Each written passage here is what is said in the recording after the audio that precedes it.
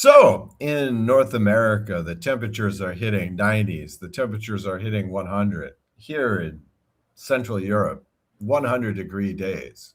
So perfect time to talk about football.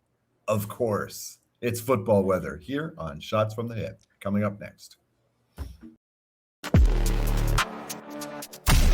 Welcome to Shots from the Hip podcast. Brought to you by Royal Retros on the Shotgun Sports Network. Here are your hosts, Jason Bizik and Oz Davis. Hey, hipsters watching on the Shotgun Sports Network YouTube channel or listening on Apple, Spotify, or wherever you get your podcasts, please hit the like and subscribe buttons and hit the notification bell to be notified when we post this show or any other videos, just like sports movie reviews, which I totally forgot to upload this week. So we'll upload that. We'll upload that next week. Welcome to episode 27. And like Oz said, it's football weather. And if you're a follower of preseason, NFL is back, baby. I guess so. Yeah, I'm surprised. I was just coming down off the World Cup here, and we're already going into NFL. No, wait a minute. I thought you were going to run the movie review this week from last week. No? I will, yeah, this week. Okay. I'll upload the review that we did last week. However, viewers won't know when we actually reviewed it. Yeah. Unless, of course, they watch this show. And Right. They'll notice the time change, clothing change. We don't actually change clothing during the break. What? So no. Well, I really could if you wanted me to. So yeah. I mean, because I'm sure that everybody can't wait to hear our insights on the awesome film about Sean Payton, Home Team. That's a real winner, you know. Last weekend I went to go see The Odyssey, which everybody seems to be talking about. What is that about? Because I've heard lots of chatter about it, but I have never seen a preview or don't know anything about it. It's about the epic poem by Homer from the ancient Greek days. Oh. And I don't want to say too much about it. Because I've got the typical Oz Davis viewpoint on it, but it stars Matt Damon, who incredibly does not do it with a Boston accent. I was kind of wondering if he would play it as Good Will Hunting, but no, he manages to play it pretty straight. And he doesn't have Ben Affleck with him either. No. Wow. Ben is not in there. Yeah, there was a rumor that they were going to bring on Ben Affleck as the Cyclops, but nah, it didn't happen in this rendition of the movie. Yeah, the only thing I've heard about this movie is apparently Elon Musk has said that he will do the movie better and more true. More true. Yeah. Whatever that means. You know, mythology should be truer. Yeah. Yeah, definitely. I'm sure I don't know what Elon Musk means by that, but who knows what he's talking about. I'm just happy that his stocks are dropping something like 80% in value after that ridiculous opening of his I forget what the name of maybe it's X is the name of the new venture that he launched, combining all of his operations, which was worth, apparently the opening is worth $1 trillion. But it has since dumped about 80% in value. So I'm happy with that. I'm happier with that. So that has cheered me up since the departure of LeBron James since the Lakers. That kind of balanced it out for me. Elon Musk is losing money hand over fist. It appears that I have misspoken. NFL football actually looks like it starts next weekend, not this week. Yeah, well, the training camp started this week, right? Yes. Yes. So, and I mean, pretty crazy. I guess we can talk about this later because we really should do the CFL first, but this is pretty crazy. I can't remember when we've seen so much preseason hype after just one training camp day. I mean, I can't believe the access that the YouTube crowd is getting this year. Pretty wild. I mean, I remember the first year that the Rams moved to Los Angeles, and they did the Hard Knocks season about them. And the training camp was in Irvine. It was literally right down the street from my place, right? So I was literally going to the training camp. But man, you could not get within 10, you could not get within maybe 100 yards of these players. I mean, we were watching little dots on the field because they were denying any sort of access because HBO wanted all the footage. But now here we are about 10 years later, and I mean these YouTube guys are right there on the field, it looks like, So if you're a total NFL junkie, you've got to like this coverage. Me, I'm just, those of us who are sane and have some appreciation are watching CFL. So I'm not really prepared. Well, I guess I'm prepared to talk about the awesomeness of the Los Angeles Rams, but not much else in NFL yet. Yeah, before we bust into CFL, and speaking of Netflix shows, like we were a few minutes ago, have you watched the third season of Quarterback? No. Have you watched the first two seasons? No, I have not. I saw a little bit of the first season. It's a really good series. I like it. I thought it was an interesting concept. I'm just a little bit down on reality TV ever since we elected one president of my country. Who are the features this year? This year is Jaden Daniels. Okay. Cam Ward. Okay. Baker Mayfield. Oh wow. And Joe Flacco. Joe Flacco? Yeah. Wow. It's a pretty good series. I like how they follow their home life and their studying and all the every facet of their life is pretty much followed, and I really enjoy it. It's some fans probably have it in their mind that players, they show up, they play a game, they show up, they practice, that's it. But if you watch these quarterbacks, it's like there's a lot of studying that goes into being a quarterback. One episode was strictly dedicated to plays and play calling and all the different names. And oh my God, it's like, nice. I don't know how they do it. Nice. Okay. Well, that's a recommendation. Perhaps I'll check that out. Yeah. Before next week, and I'll get back to you on that.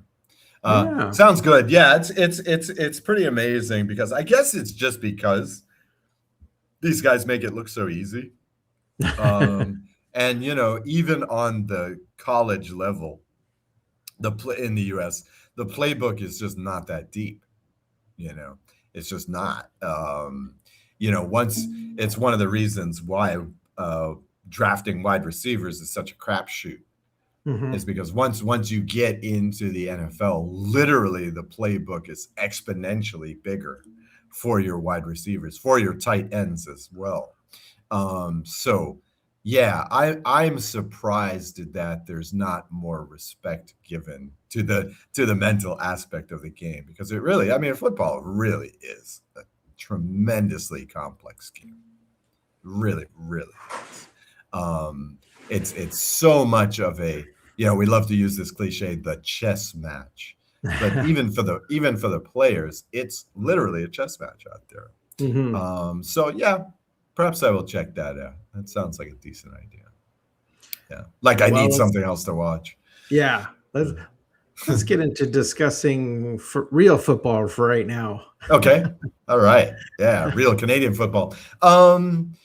Okay, all right. I can ask you first. What were your takeaways from the week? Because one of the takeaways I had was, all right, kickers are back. Right? Yeah.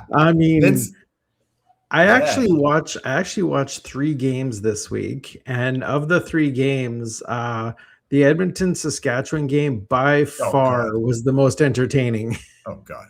Well, yeah. I mean, every season this happens a few times. I get to break out the cliche. If you show your American friends one game, it should be this one. I mean, Yeah. I mean, here's Cody Fajardo, like really just making his case to be the MOP. Justin Rankin, formerly the big play guy, this Nowhere to be year, found.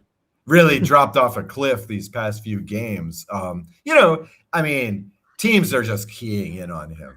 You saw it in the first quarter.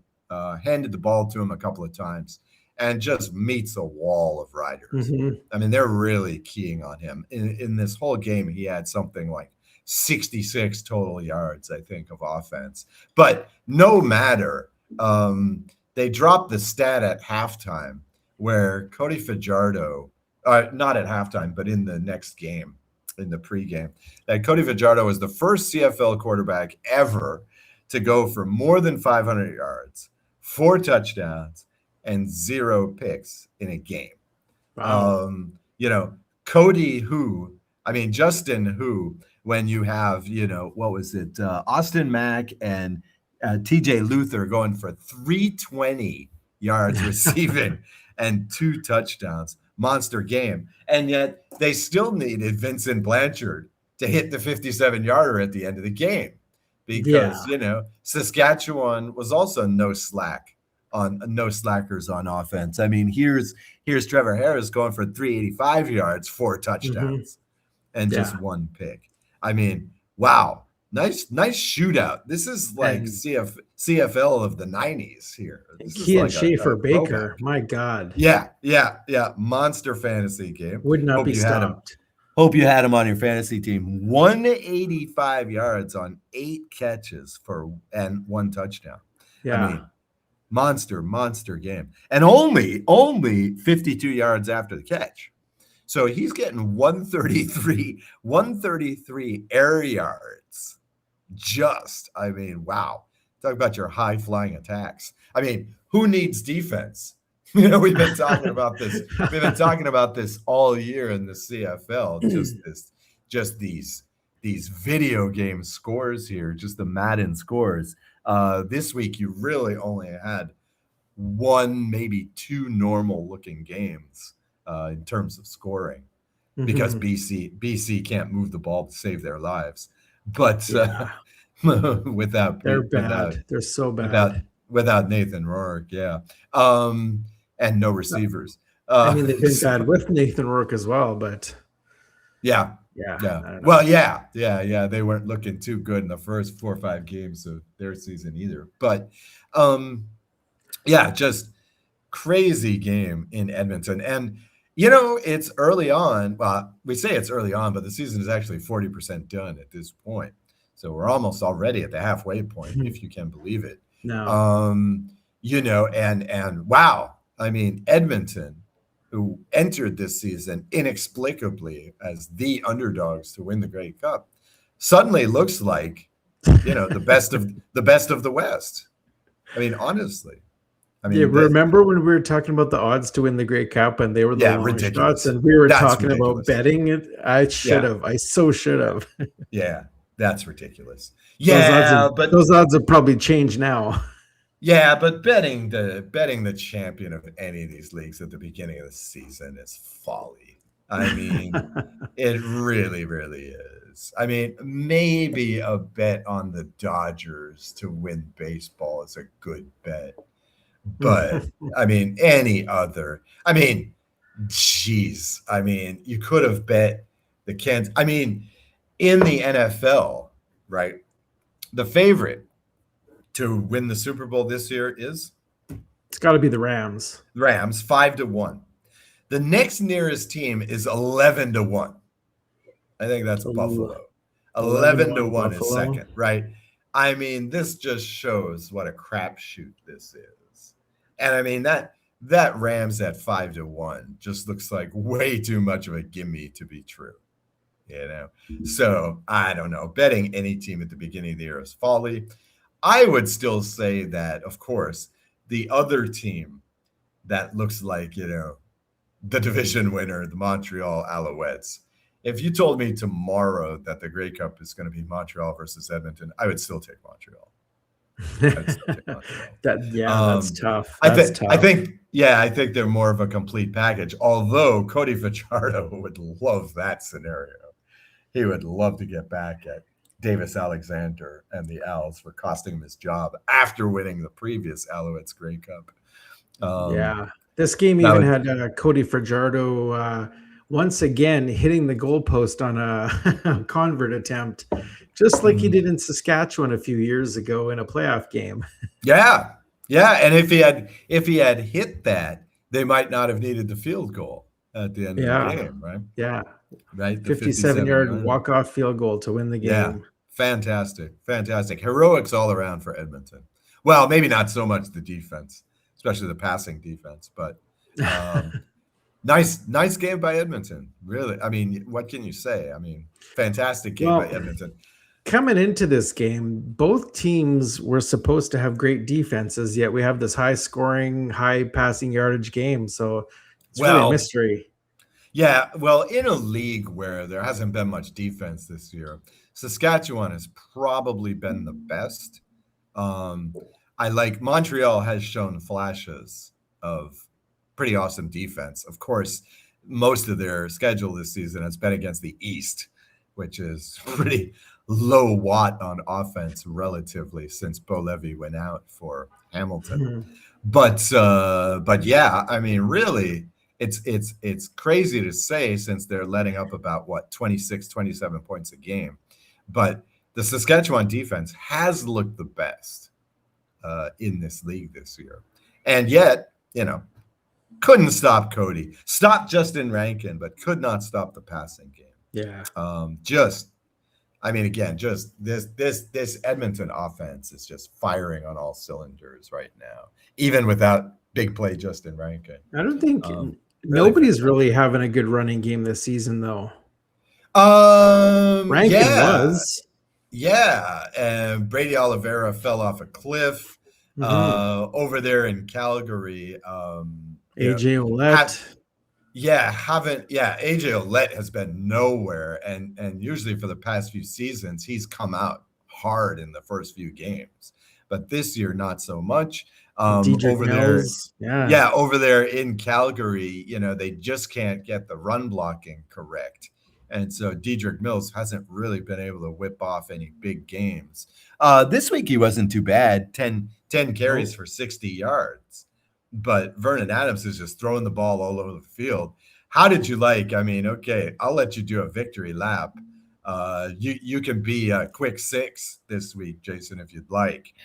52-30 over Winnipeg. Again, I'll say it again. They cannot make these overs high enough in these games.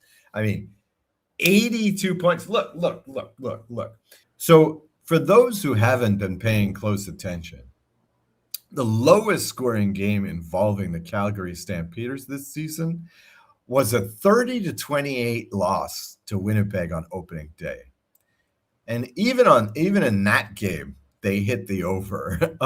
Since then, the lowest scoring game involving Calgary was week 6, a couple of weeks ago, 37-30 loss at Montreal. Okay. Calgary is up to 39.7 points per game this year.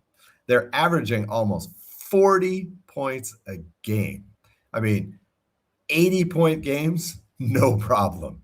Wow. Now, I don't know whether to be more baffled by or more amazed by this offense or baffled by this defense, which is allowing 32, 33 points per game this year. So, Jesus. I mean, if you want to turn on your American fans to the CFL, just tune into any Calgary game where the only question is whether they're going to score 40 or 50.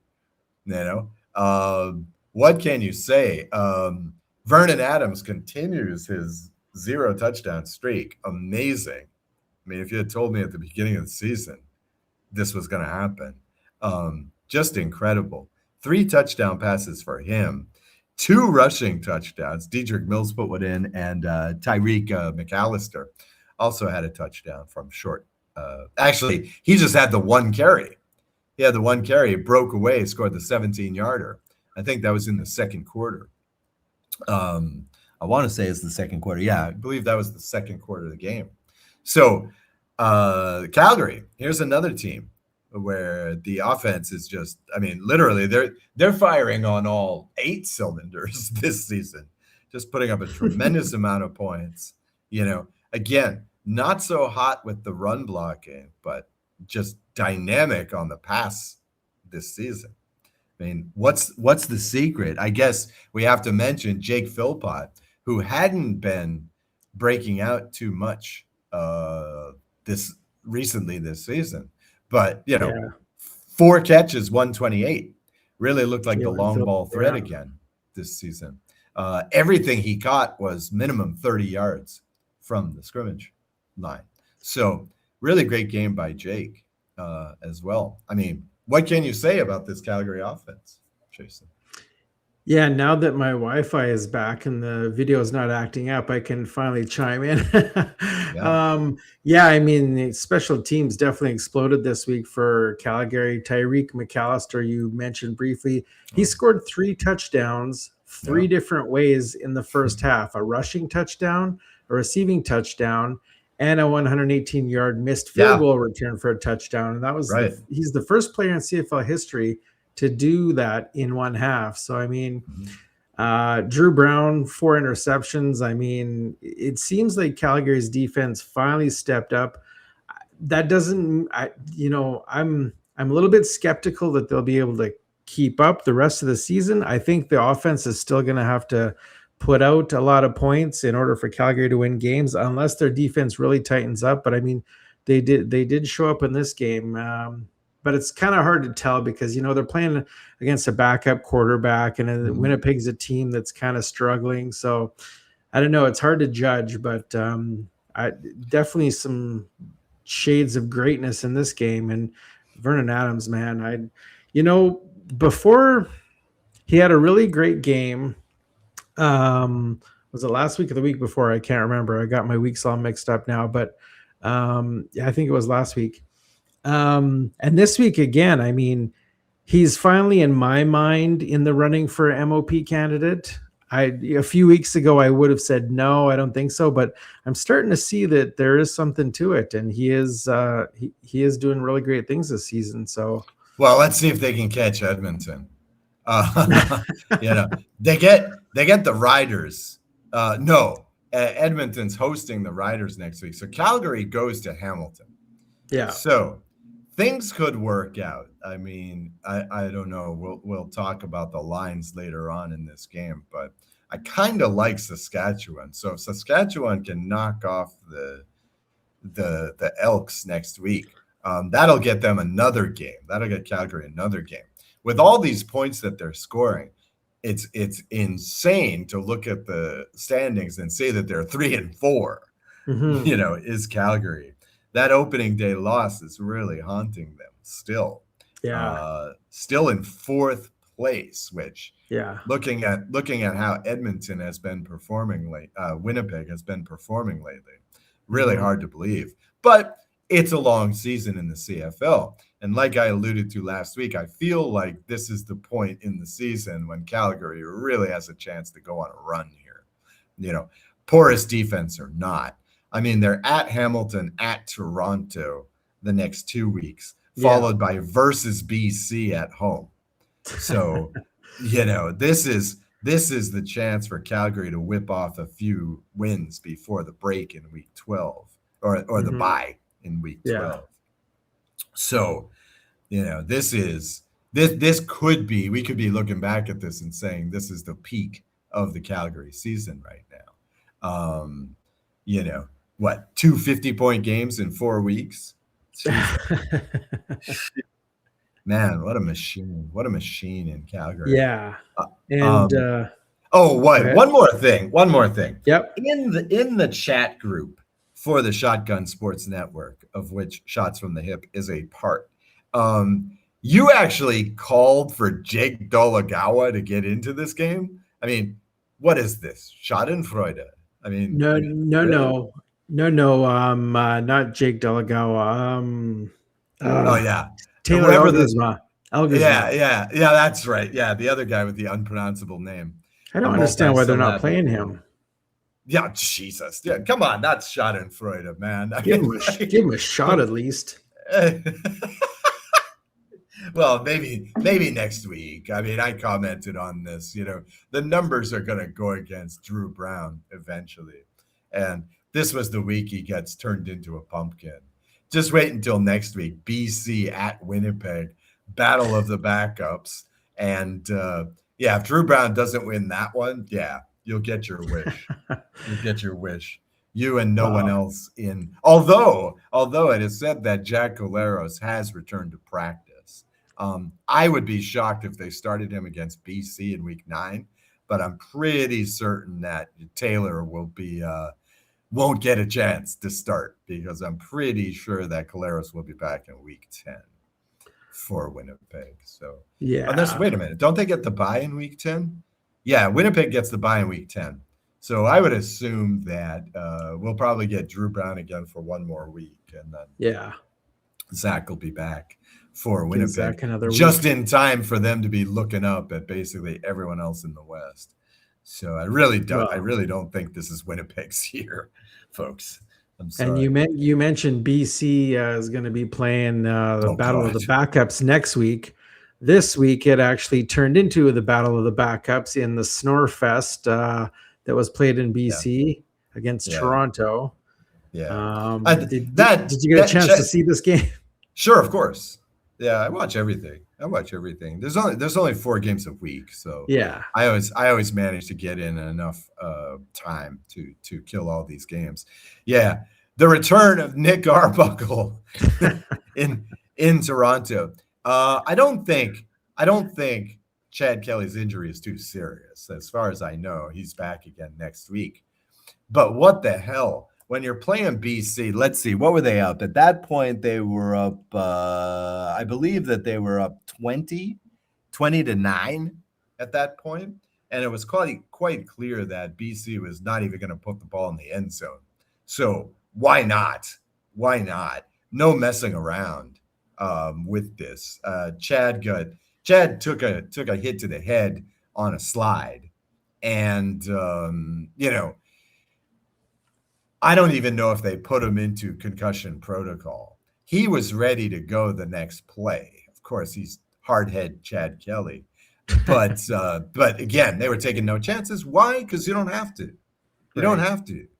I mean, Nick Arbuckle was, he was competent, 11 for 20 for 134, but just, not throwing the ball downfield. Why? Mm-hmm. Why? BC secondary isn't stopping anybody. That's true. BC run defense is not stopping anybody. So why take chances? Yeah, they didn't even run the ball either. Yeah, they didn't need to. I mean, the longest run was by Arbuckle, 17 yards. I mean, he had, coming into the game in the third quarter, he had 28 yards for the whole game, and he was the highest rusher. I mean, BC has, Toronto has no run game. But it doesn't matter. BC is just nowhere this season. They're just offering no resistance here. No. And here's Toronto in a year when, this league is so high scoring, doesn't even score a touchdown in the second half. It still wins by, 2 touchdowns. So, what can you say about BC? All 12 points by the kicker. Again, great week for kickers. But, yes. What can you say? I mean, wow, just no hope in BC. A couple of weeks ago, I referred to the Winnipeg versus Ottawa game as which team is going to suck the best. Yep. This game was very similar to that. Which team is going to suck the best? Because neither one of them put out anything. Yeah. Now, again, in the chat room, you got very snarky, making a comment. You wonder who BC is going to draft number 1 overall this season. I did not comment at the time, but I think you're forgetting. About Ottawa. Are they going to make a trade? Are they going to swap picks there for the number 1 overall? Well, You But never know. Ottawa at least is yeah, showing some signs of life, although not yeah. winning yet, but they're definitely playing better than BC is. Well, yeah. I mean, I'm surprised. I mean, Ottawa defense is alive in the first half of these games. BC defense is not, you know. So yeah, BC looking pretty bad. And you have to wonder how much the hype mongers of the CFL are regretting this whole Nathan Rourke is the face of the league thing. When meanwhile, you've got, two division winning quarterbacks that have been, just highlight reels this season, in Cody Fajardo and Davis Alexander. I mean, those guys are really, Yeah. really, if you want to have a face of the league, man, look I to one mean, of those two guys. Davis Alexander has literally only lost 2 games, right? Yeah, his entire career. Yeah, Yeah. yeah, yeah, yeah, and Like, only that's just insane. one in the regular season. What is it? Did he lose in Montreal, or did he lose? I think he lost on the road. I think it was on the road. It was a road loss. Yeah, so he still hasn't lost in Montreal. Kept it up this week. And again, like, wow, I was watching this game and I just wasn't sure what I was looking at for 3 quarters. Literally, Hamilton. I mean, you watch this game, and if you'd only watched the Hamilton side, right? Okay, so they had the return touchdown in the first quarter. Yeah. And then on the following kickoff, Montreal got called for a holding, right? And so it looked like the special teams was just going to shoot us in the foot, in this game for Montreal. But then by the time the fourth quarter rolls around, they're blocking punts, they're getting good returns out of their returners, et cetera, et cetera. Just the offense couldn't get going. And literally, Hamilton had 2 good plays on offense this entire game.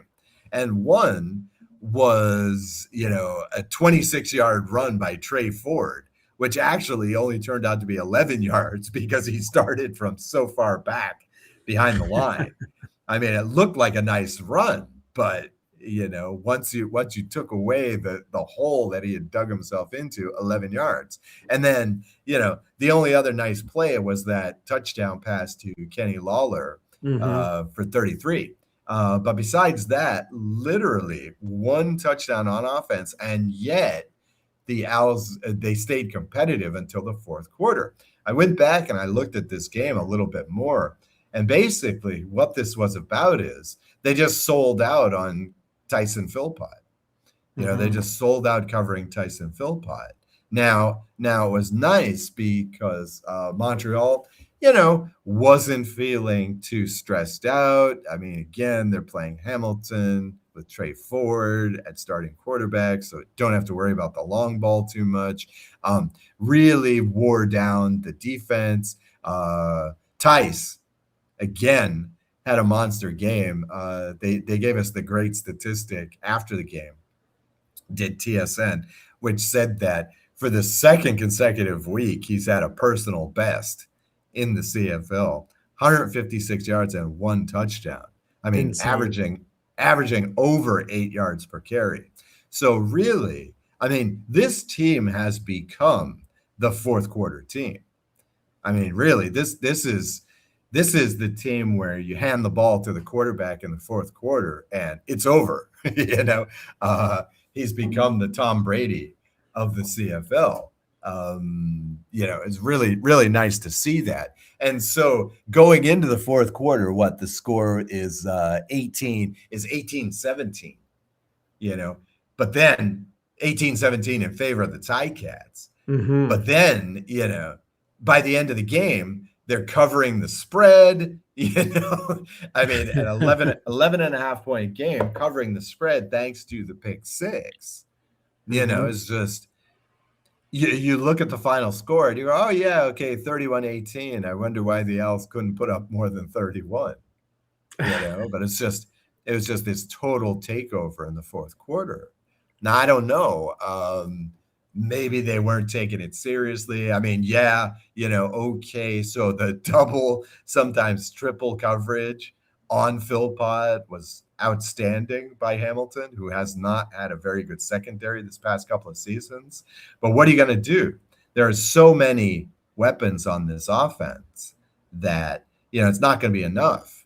Team, you think this is a blueprint for shutting down Philpott. Great. Congratulations. We've still got a running game. I don't mean to be cocky, but we've still got a running game. We've still got Cole Spreaker out there. We still got Tyler Snead out there. It's just like Hollins is out there. He didn't do too much in this game, but that's another weapon. So it's just, I don't know. I just don't think there's any stopping this Montreal offense, even on a bad day. No, it's just really outstanding. Great time to be an Alouettes fan. Honestly. Yeah. Great time to be an Alouettes fan and an Elks fan, apparently. Oh, yeah. Well, it's about time. One of those is no surprise. Yeah. Well, I mean, again, you can't be too surprised about Edmonton.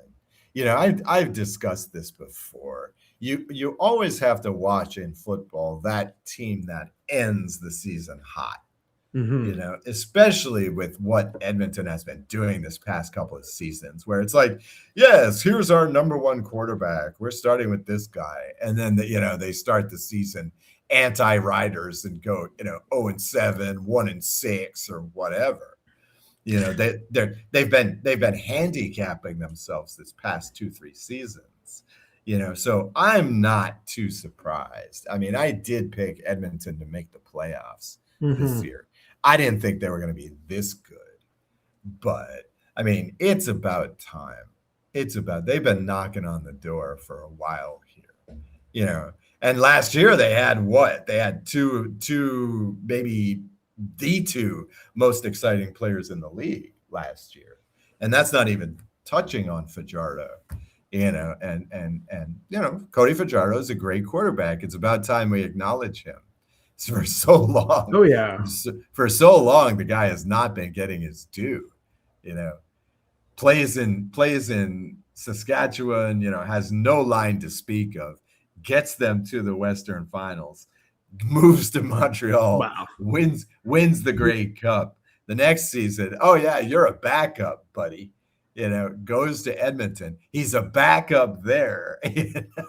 Yeah. So finally. Cody is going to be getting some votes for MOP, and finally he's going to be recognized as really. Yeah, let's not forget that Western Final. He was a goalpost away from being in the Grey Cup. So yep. History might have changed, and Montreal might have a different coach right now. If that had come through for him, so finally, Cody is really going to get his due. I mean, it sounds strange to say, but. And that's the reality. This guy is, I can't think of a more underrated quarterback. The real test will be again this week. So let's look ahead to week 9 here. Okay. It's going to start Thursday with BC at Winnipeg. Mm-hmm. Can BC finally beat somebody? Another battle of the backups. I mean, I guess this is one of your who's going to suck less games. I don't know. I feel like, I feel like the CFL is a league of streaks. Now, last year, of course, Winnipeg was notably, I believe that they never put up a streak of more than 2 games either way. Okay. They never had 3 wins or 3 losses in a row. So I think this year is going to be the reverse. This game opened with Winnipeg as, incredibly enough, 5.5-point underdogs. Now they're up to 7.5 at some books point underdogs at home, versus BC, whose own starting quarterback is questionable. Now, maybe this means that Rourke will come back this week. This line, moving 2 points already by Wednesday here. Well, Wednesday European time, Tuesday night, in America. The CFL website has them at 8. 8 now? Jesus. Yeah. Okay, this must mean Nathan Rourke is back. I don't know. either way, I don't really care who BC is starting this week. As lackluster as they looked last week and even the week before, I still think Winnipeg now has peaked, at least for this part of the season, and I take BC. I don't know if BC is going to cover 8, but And the over-under was 54.5. I might go under on this one. Yeah, this game's not getting to 54 points. Who knows? This year in the CFL, who knows? You got to be looking up at the scoreboard on Sunday, and it's going to be 38-32.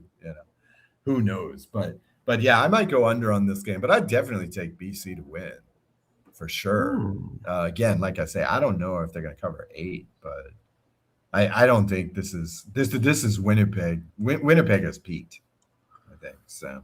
All right. Well, just to be combative, I'll take Winnipeg. Wow. Okay.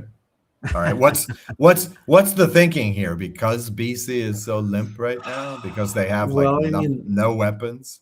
I mean, they're both struggling teams, but I think Winnipeg is struggling a little less. So I don't think it's going to take much to beat BC. Well, yeah. Now, like you said, if Rourke is back, that changes things possibly. Yeah. I feel like that's the reason for this line shift.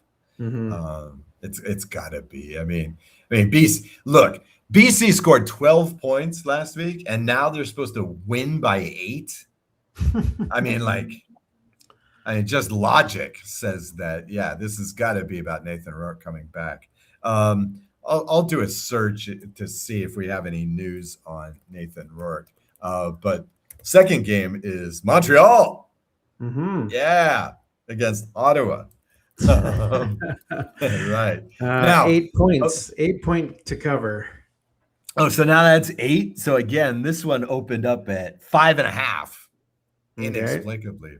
And so you're telling me it's up to 8, yeah? Because I'm looking at this. That's on the CFL website. Oh, okay.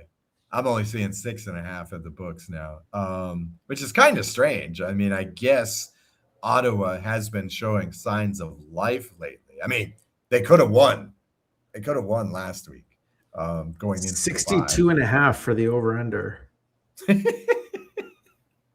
Well, again, I don't know how many points Ottawa can score. If you're only favoring Montreal by a touchdown, okay, and it's 61.5, that means that they're expecting a score in the area of 34-27.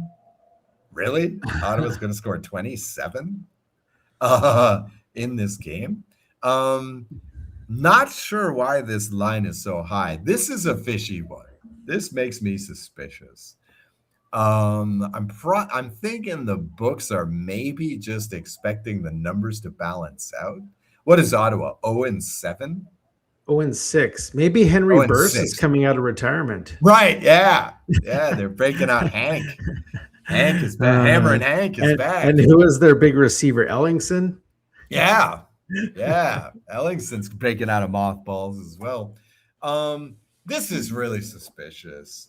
This is screaming upset at this low point spread, but I can't be irrational. I mean, you got to say, if you really want to bet the long shot here, I'd just say take Ottawa plus the points.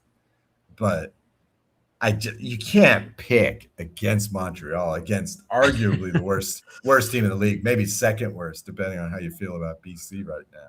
So yeah, Montreal for the win. I guess Ottawa for the cover. So arguably the best team in the league versus arguably the worst team in the league. Yeah. Yeah. And I a lower point spread than BC Winnipeg. Yeah, I have to side with you on this one, and I'm going to take Montreal as well because I do not see Ottawa even coming close to beating Montreal. Mm-hmm. Mm-hmm. Mm-hmm. In fact, I think this is going to be a huge blowout. You think this is a blowout? Wow. I think this. Ottawa coming out of the bye. Ottawa coming out of the bye. I can see this easily being like a 42-12 game or something ridiculous. Wow.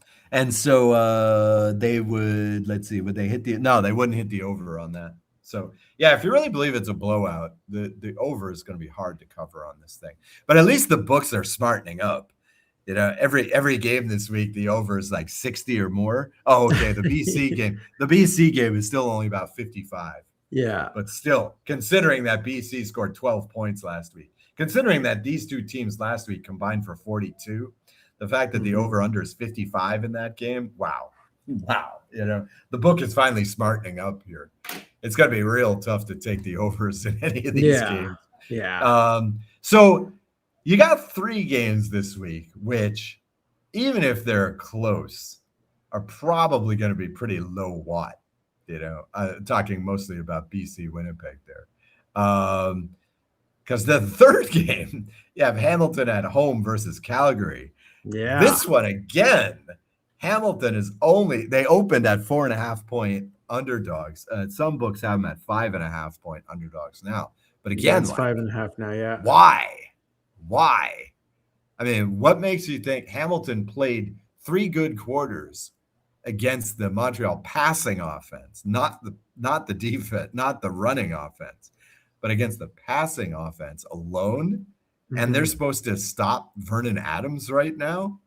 I guess the question is, the good question would be, will Vernon Adams throw an interception this week? Right. I mean, we saw that Davis Alexander did last week.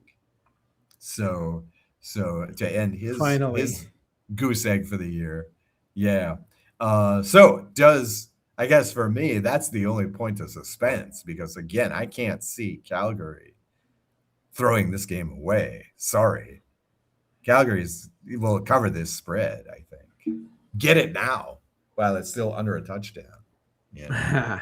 But I mean, I assume you've got Calgary to win. I assume you've got Calgary to cover. Right? Definitely to win. Yeah. Covering, you never know. God. No, 6 points. Well, I mean, Calgary is letting up a lot of points. But even if you accept that as fact, I mean, where are the points coming from in Hamilton? Yeah. Like who's gonna, this team just, I mean, it is more and it's clearer and clearer that literally the most valuable player in this league is Bo Levi-Mitchell. I mean, he was carrying this team now. It looks like, they've gone from 100 to 0 with one injury.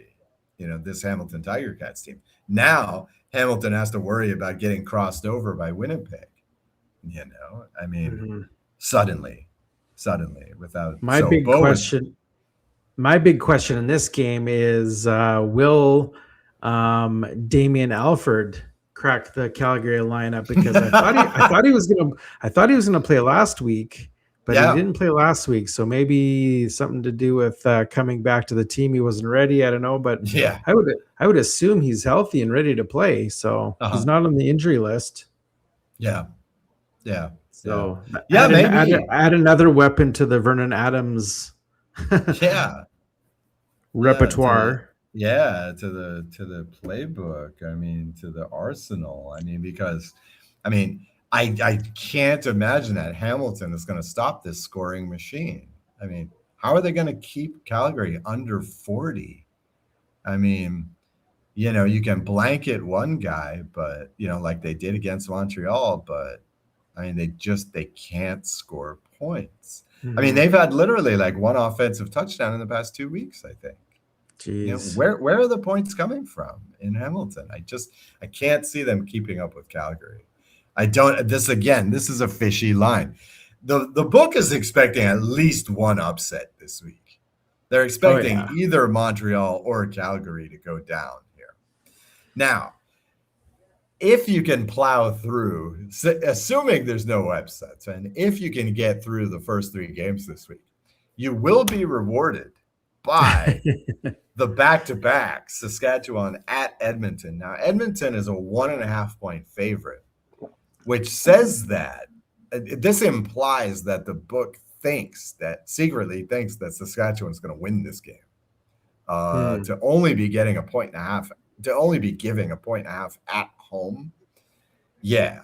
I mean, I think that right now the book figures that Saskatchewan will come back against Edmonton. Now, again, Saskatchewan was the 57-yard field goal away from winning this game last week.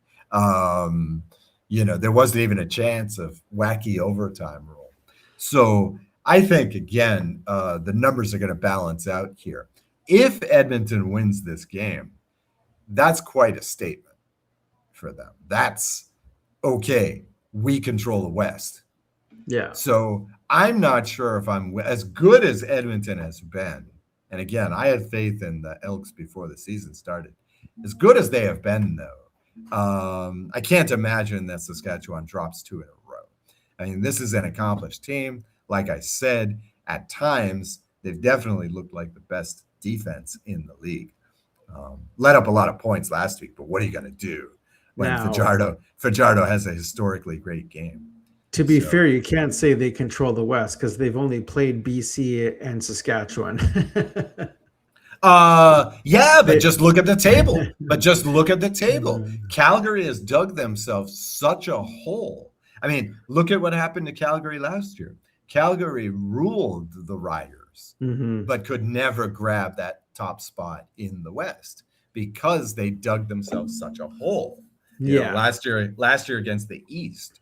But I mean, that's the thing, is that like Calgary is so far back at this point that if Edmonton can win this game, they would have what? Even if Calgary also wins, they would still have what, a 3-game advantage? Calgary could sweep them and Edmonton could still end up on top of the table. So, again, like if Edmonton wins this game just by default, just by the other 3 teams, like just not being there, this would be a huge advantage over Saskatchewan and the rest of the West. So, and I also feel that if Saskatchewan drops this game, they're suddenly, in trouble, and they're starting to look like the 3rd place team in the West as Calgary comes up. So, I think, you can say that the pressure is on Saskatchewan, but I really think that they have enough talent to win this game anyway. Yeah. Like I said, I mean, they won last week. So home field be damned. I'm taking all the visitors this week. I'm gonna run with Saskatchewan again here. Oh, you did take all the visitors. That's right. Yep. Wow. Yep. Which clearly is not going to happen. So maybe I should switch to Winnipeg in that first game. But clearly that's not going to happen. But I mean, all the favorites are away. I mean, I wouldn't say no. 3 of the 4 favorites are away, and Saskatchewan is a 1.5-point dog. That's basically a pick 'em, as far as I'm concerned. So. Yeah, I'm going to go with the Riders outright. I am going to take Edmonton because I believe, number one, I just can't bet or cheer for Saskatchewan in any way, shape, or form. Number 2, I strongly believe that Edmonton is a better team than Saskatchewan. I mean, without Schaefer Baker in this game, I don't think Saskatchewan comes as close as they did. So I think Edmonton would have won that game quite handily without the game Schaefer Baker had. So I think Edmonton's going to win this game. I think it's going to, like Calgary, I have to win. I think Labor Day and the Labor Day rematch is going to be 2 very huge games between Calgary and Edmonton. I think a lot's going to I think a lot's going to change before Labor Day and the rematch. Yeah. So going to definitely be interesting to see. Yeah, I already feel bad for Winnipeg on that back-to-back, because I think this is gonna look a lot like the old days. It's gonna look like the teens all over again. And I think that already going forward, I think Winnipeg's gonna get smoked a couple of times. Now, I actually see a headline here. It says BC Lions expected to start quarterback Caden Salter in week 9. Wow. So it looks like Bryce isn't even getting a start. Yeah, that's why the week swung. Oh, of course. Yeah, right. Well, I guess they hate Bryce so much. I mean, like, what? He's thrown 6 picks in 2 games. He's bad. He's bad. Yeah, against subpar defenses. So, yeah, you can't start Bryce. It's too bad. I mean, this answers the question, like, why was he on the bench for so long the past couple of seasons? Well, here's why. BC knew what they had / didn't have in Bryce. So, yeah, I mean, like I say, if you can plow through these first 3 games, that Saskatchewan Edmonton game should be a dandy, as they Should used to be. say. Yeah, it should be a nice one. So, So I understand that there are some other sports. there's big NBA news. Yep. Apparently, some old guy apparently has signed a contract. Yeah, some old guy has signed a contract, and already the Philadelphia 76ers have become the second favorite to win the NBA next season. All of a sudden, they are the favorite against, the New York Knicks with the greatest Knick of all time leading them. So it's amazing how quickly things swing in the offseason. Yes, LeBron James finally made what he is calling his final decision. Heartbreaking, breaking the hearts of Lakers fans and signing for just $4 million a year for 2 years with the Sixers. Why couldn't you have done this in Los Angeles, LeBron James?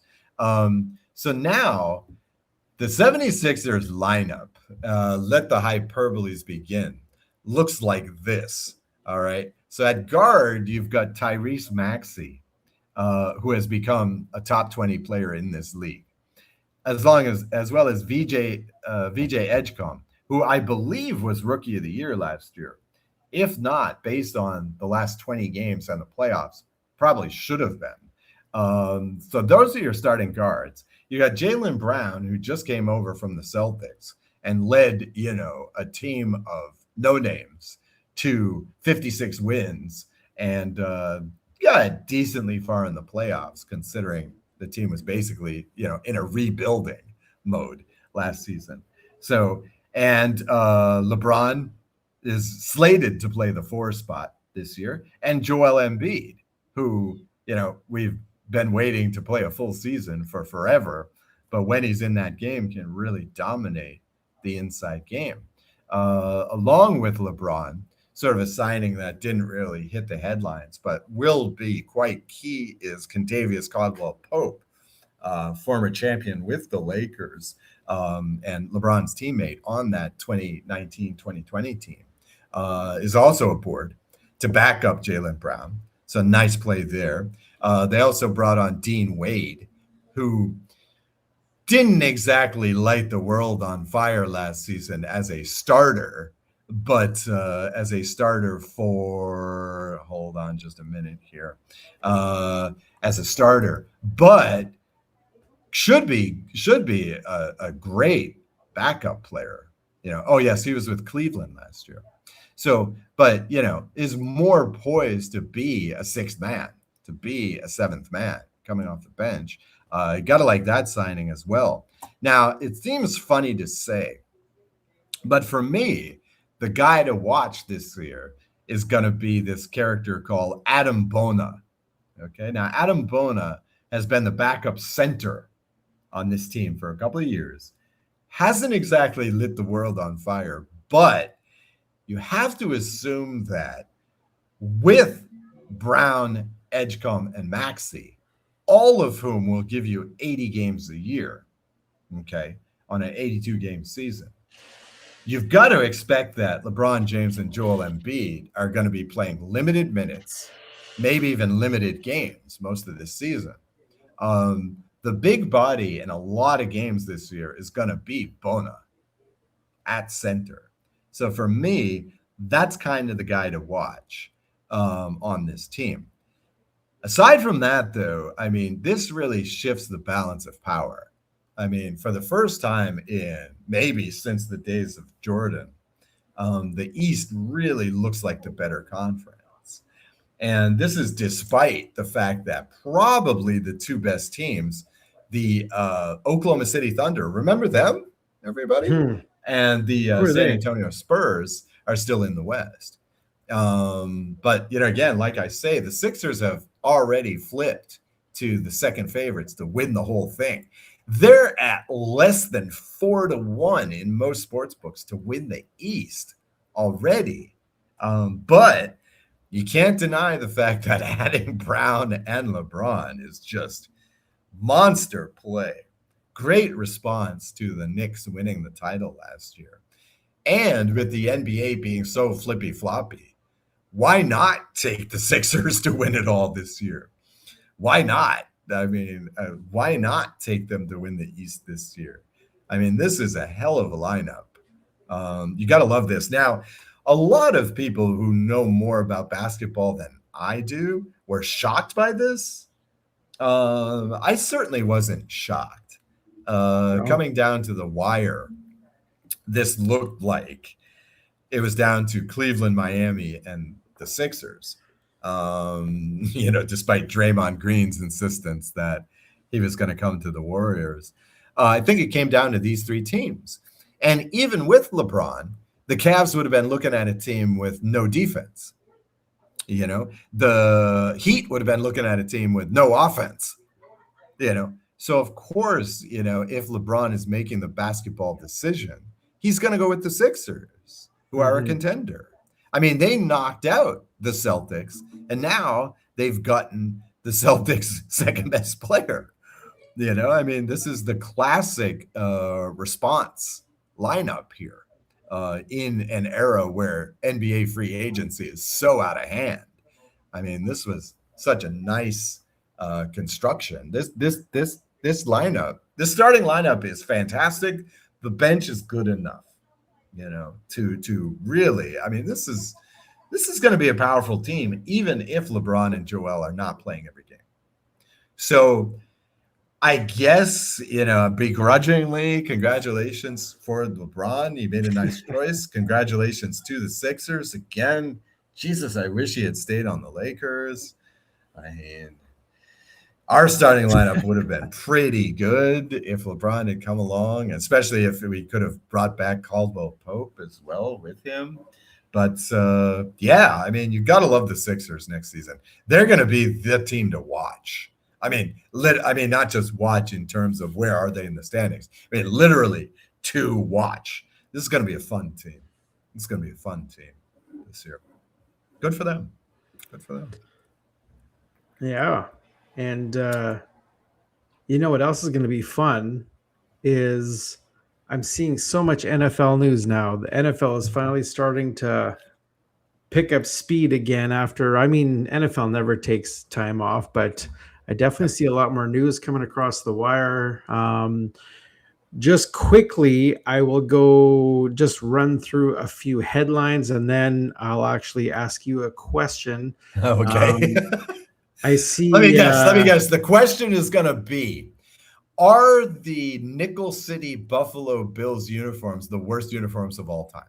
Is that going to be your question? Well, that's one of the topics, but I was actually going to ask you about the Rams. But okay. I'll run over a few headlines, and then we'll let you discuss the Rams, and I have a little mention of the Raiders. But really quickly, NFL analyst, former Cowboys quarterback Tony Romo, arrested on suspicion of operating a vehicle while under the influence.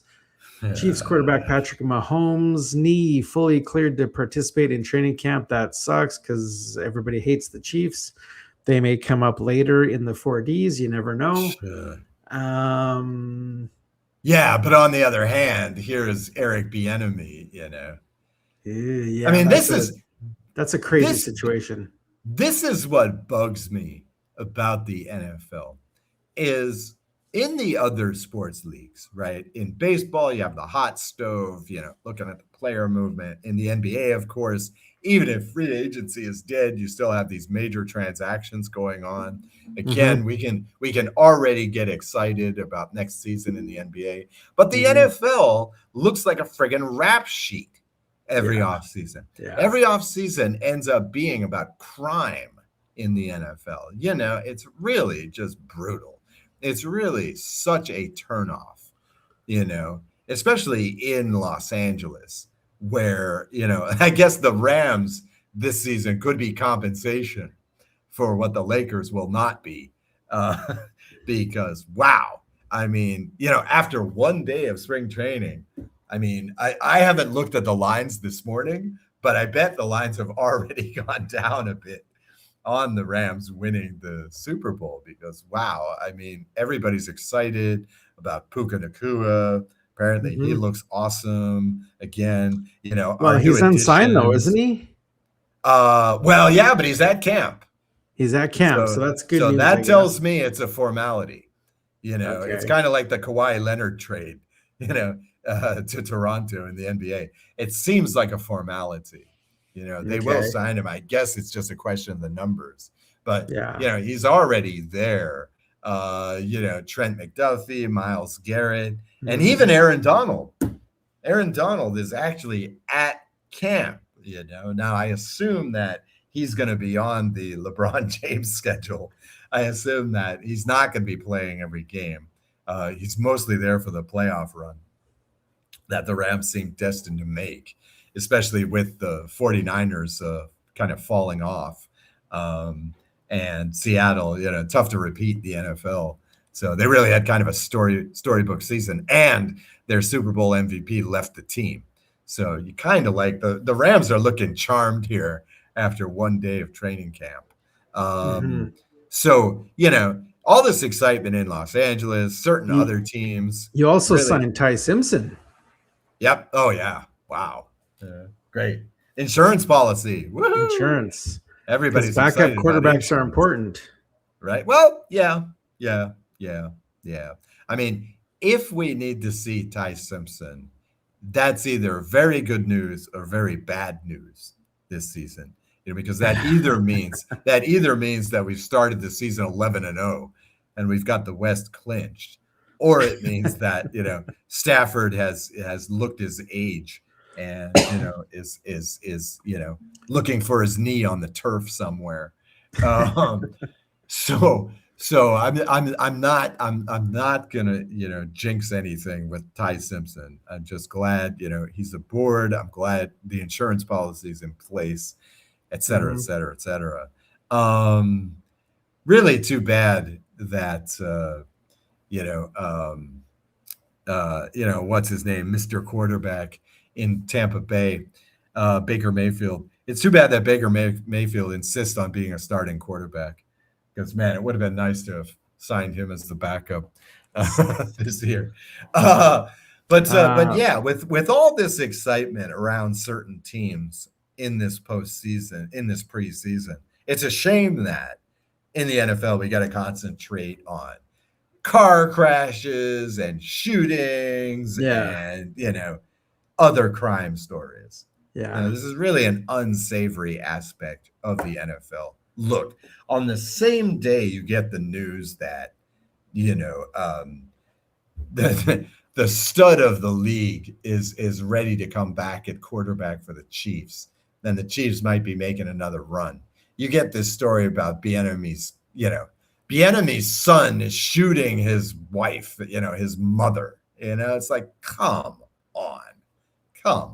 What a bummer. What a just tremendous just cloud, over the Chiefs now. I mean, just terrible. Just terrible that this stuff has to be the lead in NFL news. Just brutal. And then this thing about Tony Romo getting a D-Wee.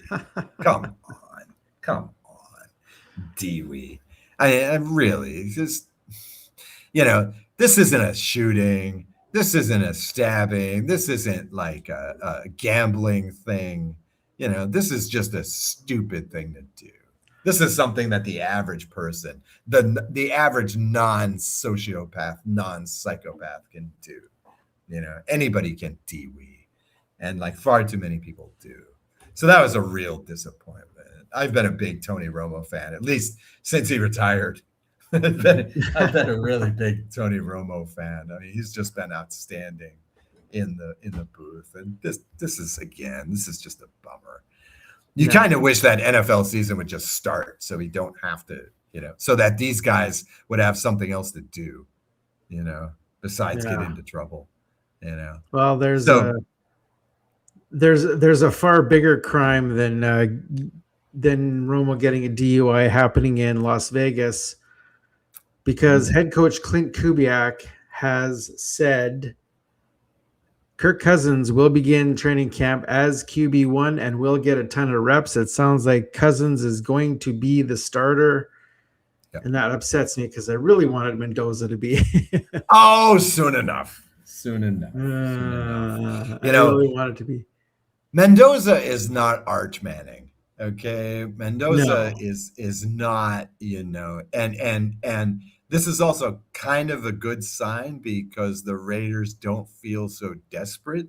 I mean, it's kind of a bad sign because I think they're ready to mail in this season again. Not nearly as much as the Arizona Cardinals, who can't even sign Jacoby Brissett, as a starting quarterback. And it's quite clear that the Cardinals are going for an 0-17. Cardinals are trying to be the first team to go 0-17. Despite the fact that they signed one of the best running back prospects, probably the best running back prospect since Barkley. Too bad for him in Arizona. But I mean, the truth is that the Raiders really, I mean, is this really a playoff team? I mean, taking off the fan goggles for a minute, is this really a playoff team? In any other division, yes. Okay, fair enough. Well, maybe not the NFC West. Maybe not the NFC West either. But yeah, if they were playing in a South, yeah, sure. They might be a contender. Of course, on the other hand, they might be a contender. They might go 9-8 and be a contender. But why risk it? Why risk it? But again, look, you'll get your guy soon enough. Soon enough. Week 5, week 6. When is the bye for the Raiders this season? That is because again, that feels like a classic situation where you'll get your rookie quarterback after the bye. So let's see. Oh crap! Wikipedia doesn't even. Oh, here's the schedule. Yeah, okay. So the bye week is week 8. Okay, so you may. Oh no, that was last year. I'm trying to find the Raiders schedule here. I think it's pretty early. If I recall correctly, it's pretty early this year. So I was thinking even week 5, maybe. No, week 13. Oh, week 13. Oh, wow. Yeah. Okay. So let's see. Do they have any games in Europe this year? Because that might also be a good. Let's see. So no, I don't see them playing in Europe this year. So let's see. Yeah. I'm gonna bet week 8 versus the Jets. Yeah. Wow, what a schedule. Okay, versus Miami. Okay, no big deal there. At the Chargers, at New Orleans, versus Kansas City, at the Patriots, versus the Bills, versus the Rams. If we can get through the first half of the season. Yeah, see, you don't want Sanchez in any of those games. Mendoza, Mendoza, I'm sorry. You don't want I'm giving you the franchise here. Sorry about that. The Sanchez. You don't want Mendoza in any of these games. No. Yeah, no. Stick with your starter. Stick with your veteran starter. Let him be a punching bag. Yeah. Because then you get at the Jets. Yeah, and it doesn't get much easier there. Week 12, you get at Cleveland. Yeah. Wow, this is a tough schedule. Yeah. You get versus Tennessee in week 16 and then at Arizona. So hey, you could close out this season with 3 wins out of 4. Yeah. They'll be playing Kansas City on that last week. Might be a meaningless game for the Chiefs. So you might close out this season 3-0. Be positive. That's right. This season we have the extra game, don't we? What do you mean the extra game? They're playing 17 this season, right? Didn't they? Yeah. No, they were 17 last year. Was there? Last year. Yeah. Oh, okay. I thought there was 16 last year. Okay. Yeah, the big question is, when do they go to 18? Yeah. So seriously. As soon as they expand to London. Oh, Jesus. Yeah. London and Munich, right? Fantastic. The last big headline I want to feed you is Pittsburgh Steelers Aaron Rodgers says there is zero debate 2026 will be the final season in the NFL. Yeah, thank God for that. Now he says it'll be the final season in the NFL. Then what? Hey, Hamilton. Oh my God. Oh God, no. God, no. Could you see Aaron Rodgers in the CFL? Oh God. No way. No way. I mean, dude, Saskatchewan just got the nice big stadium a couple of years back. I mean, his ego is not big. I mean, that stadium is not big enough for his ego. So no, it can't ever happen. Can't ever happen. That would be a classic I'm bigger than the league situation. So you're not even tempted to talk about the nickel blue uniforms? Yes. At the extensive production meeting for this podcast, you mentioned that you wanted to discuss this. I mean, is this really the worst uniform of all time? I mean, I thought it was an homage to Hamilton. The all gray Hamilton outfit, but yeah, right. I mean, blue numbers on gray. I mean, I'm actually a big fan. This is an unpopular opinion, but I'm a big fan of monochrome uniforms. Mm-hmm. I really do like that. I think that for example, the New England Patriots all white throwbacks is a fantastic uniform. There's some other teams that really have a nice monochrome uniform. I really like it, but I don't know. This one, there we go. Mean, for those wondering what we're talking about, I have it on the screen now. There we go. Since when is silver or gray a primary color of the Bills? I mean, come on now. I mean, Detroit Lions, they break out the all grays with the blue numbers sometimes. Okay, fair enough. The Lions silver has always been one of their colors. But come on now. This is Buffalo? Yeah, I don't know. Seriously, I can't say this is just another excuse to sell paraphernalia. I think what they should have done was instead of the gray, they should have just had red with blue numbers. Wow. See, that's a good monochrome uniform, but then everybody will flash back to that. What was the the color splash? What did they call that? That one year they tried to give teams those bright colors. That's and so right. everybody will flash back to that and the insane colorblind game. What do you think of the helmets? Oh, terrible. Terrible. Don't do that in the NFL. Don't do that in any sport where you're wearing your jersey on a hat, like baseball. Don't ever do that. I mean, come on. The logo is the logo. What is that anyway? What is that? It's just a stripe? No, I think that if you looked at the white part near the face mask looks like a buffalo antler or horn. Oh, and then it's got the red stripe behind it. No, it looks terrible. That it kind of reminds me of that one season when the Alouettes, for some inexplicable reason, put the abstract bird logo on the top of the helmet. So on the side, all you had it looked like a line going across. And it's just like, from what perspective is this useful? What, from the all-24 video camera, which I don't even think that CFL offers? From like, who is this for? Like, when would this logo of the Alouettes or the Bills look any good? This looks terrible. This looks terrible. It's just like, go with the classic logo. The Bills logo is great. It's a nice logo. It's I wouldn't say it's one of my favorites, but it's a good one. It's a classic.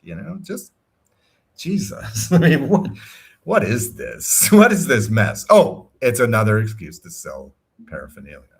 No, this is not a jersey that you will see at royalretros.com.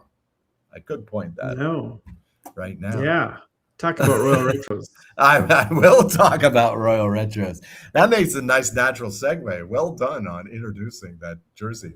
Royal Retros at royalretros.com, who specializes in retro memorabilia, not silly fly-by-night, one-time only jerseys like the nickel city uniforms of the Buffalo Bills. Instead, you can get your baseball caps, your jerseys, your t-shirts, your long sleeve shirts, your hoodies, jackets, and the proverbial more emblazoned with old-timey-wimey teams, defunct teams, and defunct leagues from the history of North American sports. We're talking stuff like jerseys and unis from the USFL, the original USFL, the Arena Football Leagues of times past, the World Football League, XFL 1.0, let's call it, the old Football Canada teams.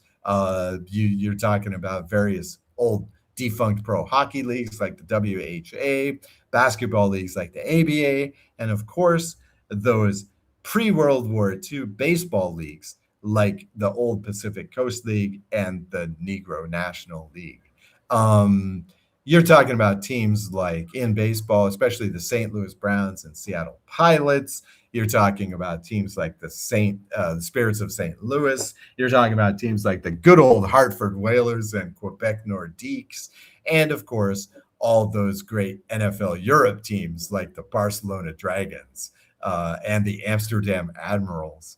Have some really sweet looking stuff at Royal Retros, which not only does retro reproductions, but also does reimaginings of some of these old teams. And the result is just a really sharp looking catalog of sports paraphernalia.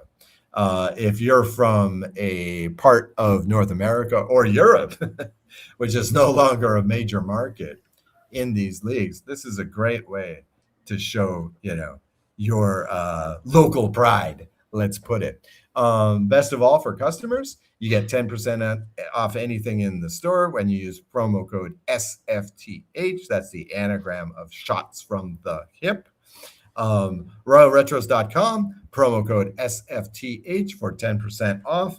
Get your awesome looking gear from the major North American sports today. Tell them we sent you. Of course, you don't have to if you use promo code SFTH. Yeah, none of those hideous gray uniforms for the Buffalo Bills. No. Yeah. No, not the fly-by-night jerseys, only the classic stuff. Actually, you know what those jerseys reminded me of? They reminded me a lot of the Montreal Alouettes gray jerseys with the feathers on the shoulders. Yeah, see, nobody liked those either. No. Nobody liked those either. No. Yeah, you notice they don't wear those too much anymore. Yeah. No, that's a good thing. Nope. Hey, and a quick shout out to our friends at Lather Soap Company. You know that smell after you played a full game, hit the gym, or sat on the couch yelling at the TV like you're the offensive coordinator? Yeah, that's not the smell of victory. Thankfully, Lather exists. Their handcrafted soaps leave you smelling clean, fresh, and significantly less likely to have your family ask you to shower before sitting on the furniture.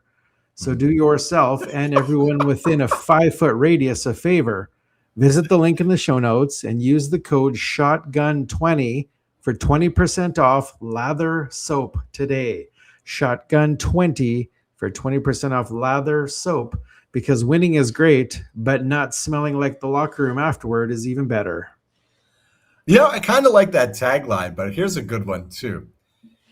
You can play offensive and not smell offensive. I like that. That's a good one. That's a good one. All right. I like this sponsor. I like that. Yeah, I'm about to hit the gym after this podcast. So, yeah, I'm going to have to purchase some of that soap because Scout and Catherine have said great things about it. So I hear it's pretty good. So all right. I will definitely be ordering some of that and give it a whirl.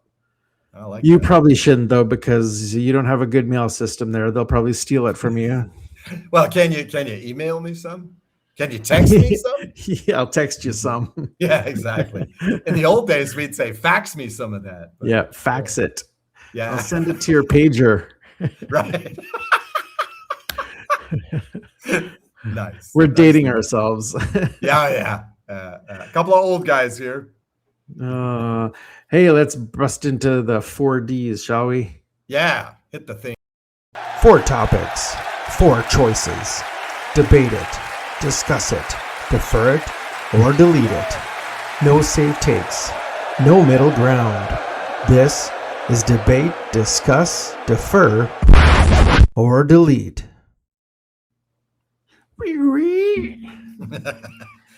Record scratch. Record scratch. Again, that's showing our age as well. I mean, you can't avoid it here.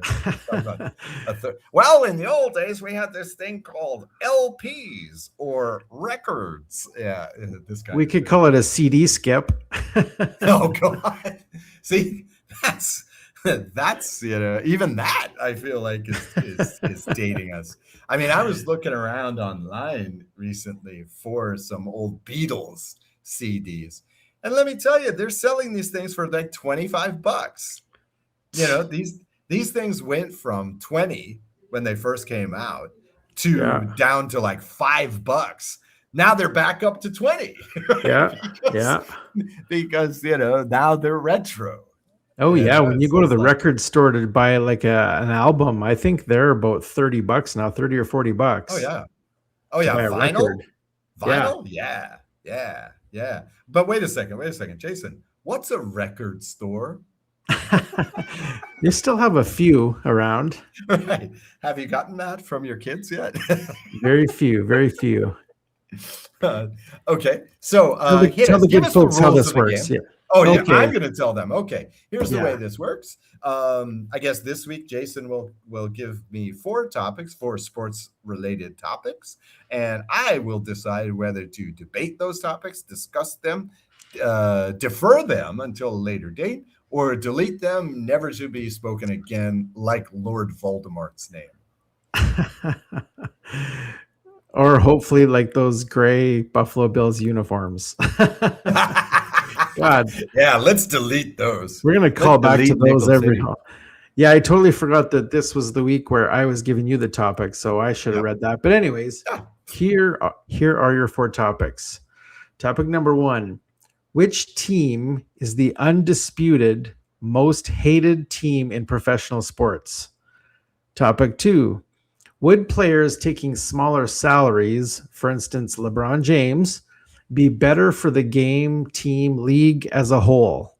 Mm-hmm. Topic number 3, if you could change one thing about the NFL game, what would it be and why?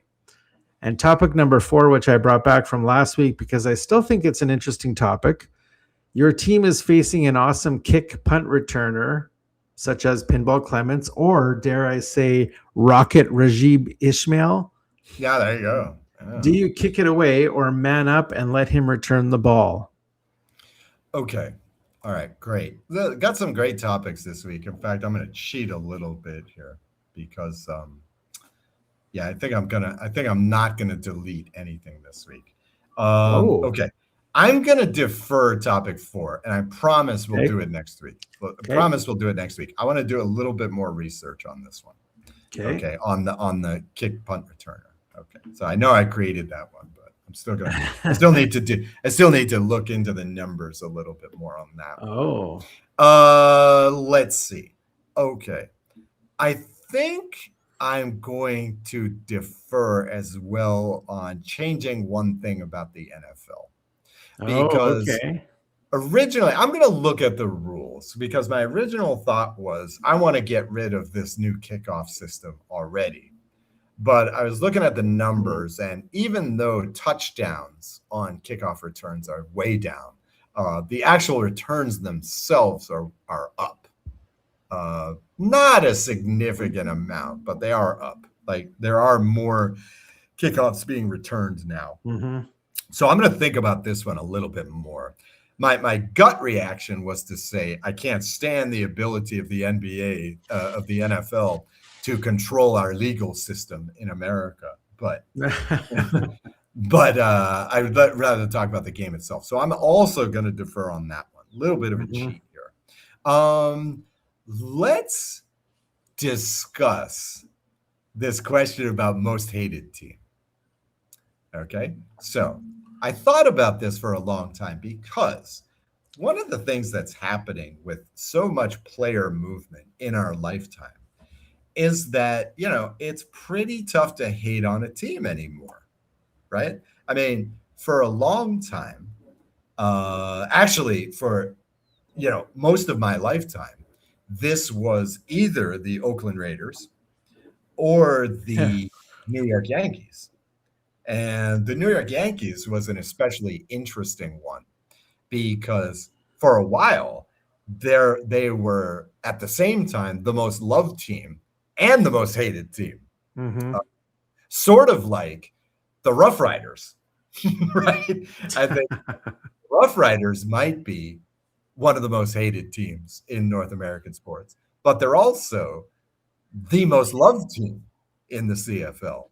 So it is said that, of course, something like 50% of all paraphernalia sold in the CFL is riders gear, right? So clearly that fan base, again, this is their only major team in Saskatchewan.